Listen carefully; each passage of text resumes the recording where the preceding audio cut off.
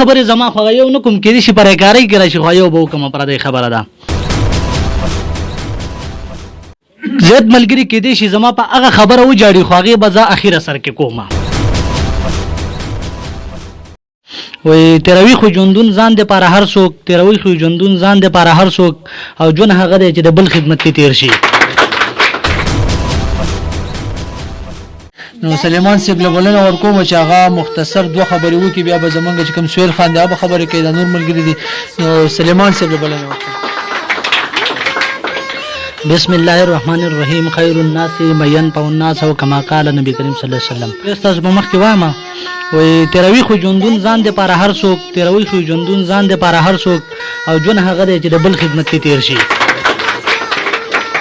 څومره چې د سیویل ډیفنس مشران راغلي دي د سلارجي قوم اتحاد انجمن بهالي صدر صاحب ناست دی د هغې پریس سیکرټري دغه شان زمونږ د جلاون خان صاحب ناست دی نور چې کوم ملګري زمونږ د دې ځای خلک د هغې ته د زړه د کومې نه هرکلی او ستړي مشي ویم او ملګرو یو دوه درې خبرې کول غواړم زیات ملګري کېدای شي زما په هغه خبره وجاړي خو هغې به زه اخره سر کې کومه مونږ په دوه کسه د دې دفتر هغه افتتاح وکړل او هغه شروعات هم وکړل او بیا راته دا ملګري رایو شو چې په هغې کې عبدالله صاحب او زه وم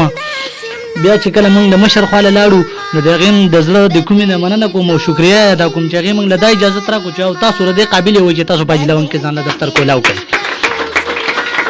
او زه وایم دا کوم مشر چې مونږ له الله راکړی دی که دغه شان یو 5 شپږ مشران پیدا شي او دغه شان د تحصیل خان او د صدر صاحب په شان کسان پیدا شي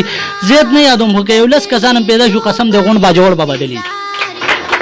او که څوک په دې کې شک کوي نو یقینا کتی شي تاسو خو یو دوه خبرې زما خو یو نه کوم کېدای شي پرېکارۍ کې راشي خو یو به وکړم پردی خبره ده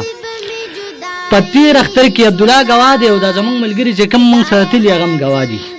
مونږ د کپړو پیکج ورکوو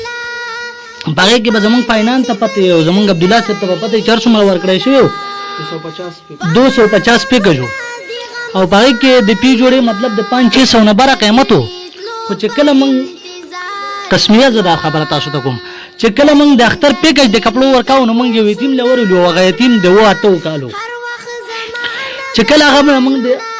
د نارینهو کپړې ورکولې نو هغه په جواب کې مونږ ته څه ویل وایي قسم دی وایي زما 2 خویندې دي 2 وی په 100 روپۍ هغې له تاسو هغه چولۍ والئ او وی هغې له یې ورکئ نو مړه د 100 روپو چې د تحصیل خان مخکې کوم پروګرام شوی هغه یو کس پکې 500 روپو مطالبه کوله نو د 100 روپو چولۍ مونږ بیا هغه ملګرو هغه پیسې راواغستې او د هغې هغه کار خو پې وشو خو ملګرو یو کس نه چې تاسو ورځئ قسم د زړه به هم دردېږي د هغه درد نن دا نتیجه ده کاکاجي هم ناست دی او د ټولو خلکو زه ډېره زیاته شکریه ادا کوم خو قسم دی که دا دفتر مونږ کولاو کړی